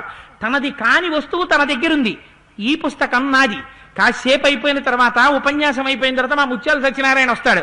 సత్యనారాయణ ఇది పట్టుకెళ్ళవోయ్ అంటాను. అంటే సత్యనారాయణ ఇంటికి పట్టుకెళ్ళిపోడు, దీన్ని చేత్తో పట్టుకుని ఆ కారు నేను ఎక్కుతుంటే తీసుకొచ్చి కారు దగ్గర ఇచ్చేస్తాడు. అంటే ఈ వస్తువు తన దగ్గర పట్టుకున్న తనదిగా పట్టుకోడు, ఇది కోటేశ్వరరావు గారి వస్తువుగా పట్టుకుంటాడు. ఒకవేళ రాముడు నేను 14 ఏళ్ళ అరణ్యంలో ఉంటాను, అందాక నువ్వు పాలించు అంటే రాముడి రాజ్యం పాలించమన్నాడు. రాముడి రాజ్యం అందాక జాగ్రత్తగా చూస్తున్నానని పాలిస్తానేమో ఒకవేళ రాముడు రాకపోతే. కానీ అలా నేను పాలించినా అప్పుడు కూడా అది నాది కాదు, రాముడిది. రాముడి రాజ్యాన్ని రామ బంటుగా, రామ దూతగా, రామ ప్రతినిధిగా, రామ కైంకర్యం చేసుకునేవాడిగా, రామానుగ్రహం కోసం మాత్రమే చేస్తాను. నాదిగా ఎన్నడూ నేను చేయను. ఇది నాది కాదు, నాకు అక్కర్లేదన్నాడు. ఎంత సంతోషపడిపోయారో విన్నవాళ్ళందరూ. సంతోషం భరత, ఇక్ష్వాకు వంశంలో ఎటువంటి పిల్లలు పుట్టారో అటువంటి పిల్లలు పుట్టారు. ఒకడిని మించిన శీలం ఒకడిది. మేమయ్యా అదృష్టవంతులం, ఇలాంటి పిల్లల్ని చూశాం. దశరథ మహారాజు గారు ఎటువంటి లోకాల్ని పొందుతారో ఇటువంటి కొడుకుల్ని కన్నందుకు. ఎవరికి వాడిదే సత్యనిష్ట, ఎవరికి వాడిదే ధర్మనిష్ట, ఎవరికి వాడికే పితృభక్తి, ఎవరికి వాడికే భాతృభక్తి. ఏమి వంశమయ్యా, ఏమి రాజ్యమయ్యా అని పొంగిపోయారట. అప్పుడు చెప్పాడు వశిష్ఠ, నేను నిన్నటి రోజునే ఆదేశించాను. కొంతమంది పరివారం అప్పుడే బయలుదేరి రాముడున్న అరణ్యానికి మార్గం చేస్తున్నారు. మనందరం బయలుదేరినాం. బయలుదేరి వెళ్ళి రామచంద్రమూర్తి దర్శనం చేసి రాముడిని వెనక్కి తీసుకొద్దాం. ఇప్పుడు సంతోషం వశిష్ఠుడు గమనించాడు, పరమానందం పొందాడు. పద బయలుదేరుదామన్నాడు. ఇప్పుడు కూడా వశిష్ఠుడికి తెలుసు రాముడు రాడని. అందుకే ఎవ్వరూ తేలేదు, వశిష్ఠుడు ఒక్కడే పాదుకలు తెచ్చాడు. రాముడు రాడు, రాముడు ధర్మమునకు కట్టుబడతాడు. అందుకే చిట్ట చివర పాదుకలు అక్కడ పెట్టి ఎక్కి దిగమన్నాడు. భరతుడిటువంటి వాడో రాముడిటువంటి వాడో త్రికాలవేది అయి దర్శనం చేసి పేర్లు పెట్టినవాడు ఆయనకి తెలియదా? కానీ ఎటువంటి శీలాలో చూడండి, ఎంత అందంగా చిత్రీకరించారో చూడండి, ఎటువంటి పాత్రలో చూడండి. ఇది ధర్మం అంటే, ఇది తండ్రిని ఉద్ధరించడం అంటే, ఇది తనకి కాని దాని పట్ల మమకారం లేకపోవడం అంటే. భరతుని యొక్క శీలాన్ని ఇంత అందంగా తీసుకొచ్చారు. ఇక్కడే ఉంది. ఇంకా ఎన్ని పరీక్షలు ఎదుర్కొంటాడో. అసలు పరీక్ష భారద్వాజాశ్రమానికి వెళ్ళినప్పుడు భారద్వాజ మహర్షి పెడతారు. ఎటువంటి పరీక్ష పెడతాడో, ఎలా తట్టుకుంటాడో, నిజంగా భరతుడు అంటే ఏమిటో రేపటి రోజున ఆవిష్కరించే ప్రయత్నం చేస్తాను. మనం ఈశ్వరనామం చెప్పుకోవడానికి అలవాటు పడ్డాం గనక ఒక్కసారి ఆ నామమే మనకి రక్ష. 1కి 10 మార్లు నేను ఈ మాట ఎందుకంటున్నానంటే, రామనామం లాంటి నామం ఎక్కడా ఉండదు. పరమాద్భుతమైన నామం ఆ నామం. అగ్నిబీజ అమృత బీజ అనుసంధానం అది. అందుకని మనం ఒకనాడు, అమ్మా మాకు తెలియలేదురా, ఆ రోజు సభలో కంఠమెత్తి ధ్వనిపూర్వకంగా చెప్పడం. 10 మందిలో ఉన్నప్పుడు మౌనం చెప్పకూడదు, 10 మందిలో ఉన్నప్పుడు కలిసి చెప్పాలి. నేను నోట్లో అనుకుంటున్నానండి, కుదరదు, పైకి చెప్పాలి. ఎందుకని? సంఘంలో ఉన్నప్పుడు నువ్వు చెప్పడం నామం వేరు, నువ్వు ఒక్కడివి ఉన్నప్పుడు చెప్పడం వేరు. అప్పుడు నువ్వు చెప్పుకోవచ్చు. కానీ 10 మందిలో ఉన్నప్పుడు దానికి జాగృతి కావాలి, అందరూ సంతోషించాల ధ్వని చేత. దేవాలయం కూడా పునీతం కావాల ధ్వని ప్రకంపనల చేత. దానికి నువ్వు ఋత్విక్కుగా కూర్చుని సమిధ వేసినట్టు. అందుచేత అందరూ గొంతెత్తి చెప్పండి, ఈ నామమా, ఈ పుణ్యమా మమ్మల్ని కాపాడింది అని ఒకనాడు మురిసిపోతాం.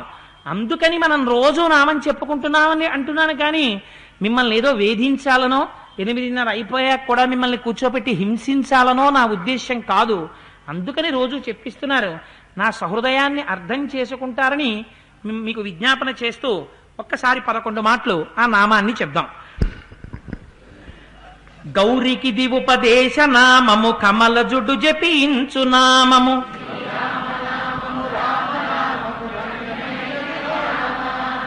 గోచరంబగు జగము లోపల గోప్యమైనది రామనామము.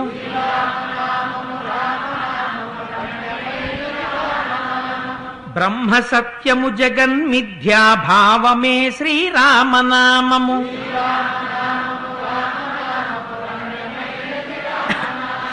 వాదభేదాతీత మగు వైరాగ్యమే శ్రీరామనామము.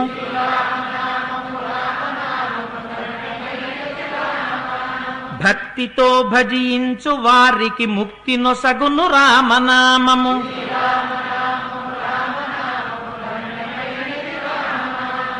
ఆది మధ్యాంతాది రహితమనాది సిద్ధము రామనామము.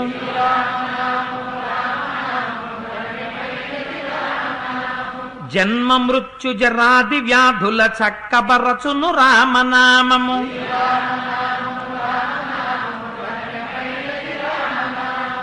రాకడయు పోకడయు లేనిది రమ్యమైనది రామనామము.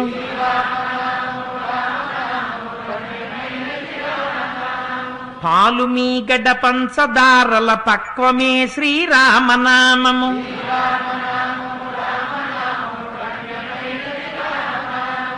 తుంటరీ కామాదులను మంట కలుపునది శ్రీరామనామము.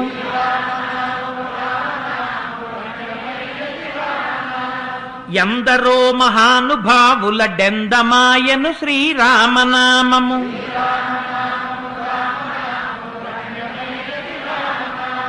పుట్టతానై పాముతానై బుసను కొట్టును రామనామము.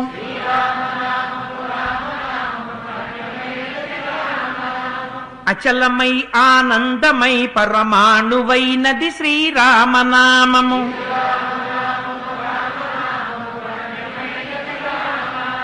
పండు వెన్నెల కాంతి కలిగిన బ్రహ్మనాదము రామనామము.